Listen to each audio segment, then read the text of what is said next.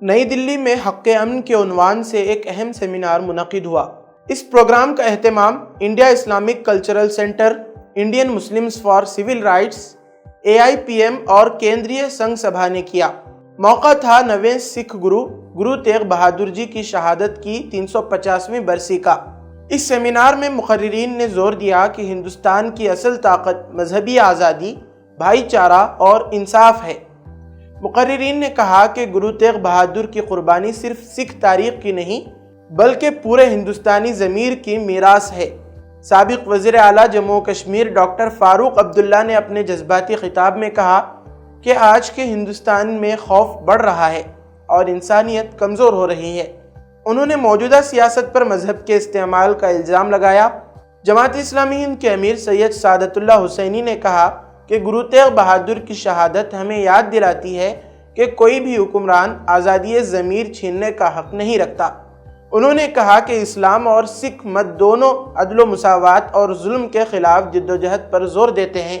کانگریس ترجمان گردیپ سپل نے کہا کہ گرو تیغ بہادر نے اپنی جان صرف اپنی برادری کے لیے نہیں بلکہ مذہبی آزادی کے اصول کے لیے قربان کی۔ سابق مرکزی وزیر سلمان خورشید نے بین المذاہب مکالمے پر زور دیا اور کہا کہ اس پیغام کو نئی نسل تک پہنچانا وقت کی ضرورت ہے۔ جماعت اسلامی ہند کے نائب امیر پروفیسر سلیم انجینئر نے کہا کہ سچی مذہبی تعلیمات کبھی انسانوں کو تقسیم نہیں کرتی۔ انہوں نے خبردار کیا کہ کچھ سیاسی قوتیں پرانے زخموں کو اپنے فائدے کے لیے ہرا کر رہی ہیں۔